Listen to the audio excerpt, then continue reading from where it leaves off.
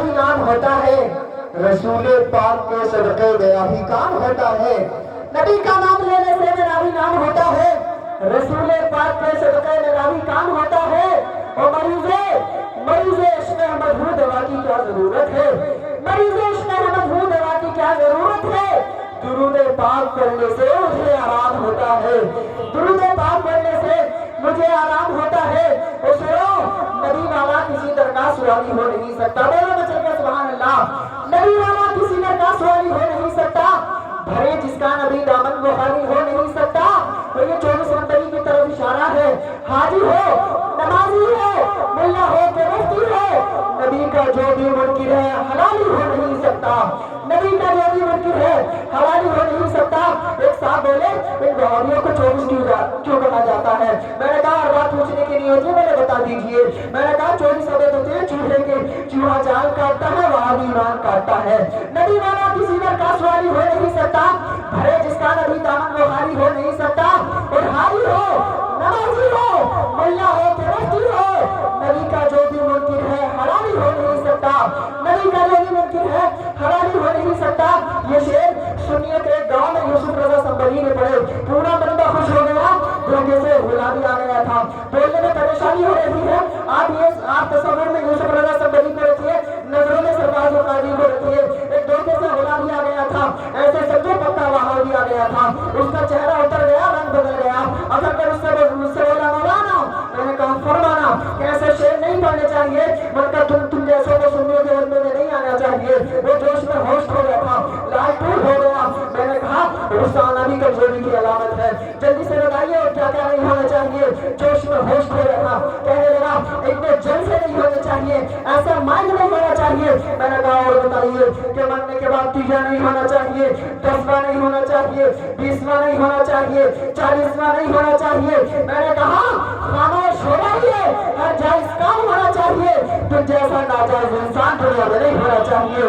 پھر میں نے کہا تھا دل میں اپنے جذبہ احمد رضا لے جائیں گے، دل میں اپنے جذبہ احمد رضا لے جائیں گے، بعد مرنے کے ہم ایمان بچانے جائیں گے۔ اور نجدیوں کے منہ نہ لگنا تم کبھی ہے دوستو، نجدیوں کے منہ نہ لگنا تم کبھی ہے دوستو۔ یہ بولتے ہیں جو دوزخ میں والے جائیں گے، یہ بولتے ہیں جو دوزخ میں والے جائیں گے۔ اور میرے احمد رضا کا جو بھی رستہ چھوڑ دیتا ہے اسے بھی جیتے جی سارا زمانہ چھوڑ دیتا ہے۔ اور بھلے ہی برف کی سلی پہ لیٹا ہو کوئی نجدی، رضا کا نام سنتے ہی پسینہ چھوڑ دیتا ہے، رضا کا نام سنتے ہی پسینہ چھوڑ دیتا ہے۔ آئیے حضرات اب میں آپ کی سماعتوں کے حوالے اس مقرر کو کروں کہ جن کی تقریر میں سورج کی چمکتی ہوئی پیشانی، چاند کا ہنستا ہوا چہرہ، ستاروں کی چمک، کہکشاں کا جمال، بھوروں کا تکلم، اگنی والے چمک کا ترنم، کلیوں کا نکھار، بہاروں کی رنگین ادائیں پائی جاتی ہیں۔ ان کے لیے اتنا کہہ دوں تو بے جانا ہوگا کہ کلندر سنگ مرمر کے مکانوں میں نہیں ملتا، کلندر سنگ مرمر کے مکانوں میں نہیں ملتا، یہ اصلی گھی ہے جو بدیوں کی دکانوں میں نہیں ملتا۔ اور ہمیں شعر و سخن احمد رضا کے در سے ملتا ہے۔ یہ ایسا شعر ہے جو کارخانوں میں نہیں ملتا۔ دل کی محفل تیری یادوں سے سجالی جائے، ہو گئی شام کوئی شمع جلالی جائے، تشریف لا رہے ہیں میدان خطابت کے لمبردار، بزم سنیت کے شہسوار، عالم علوم ربانی، جن کے آنے سے نزدیوں میں آ جاتی ہے پریشانی، جن کے آنے سے وہابیوں کی مر جاتی ہے ناری، کیونکہ یہ سناتے ہیں حدیث نورانی۔ نام ان کا جناب حضرت علامہ مولانا سید عثمان میاں صاحب قبلہ نوری مدد اللہ نورانی۔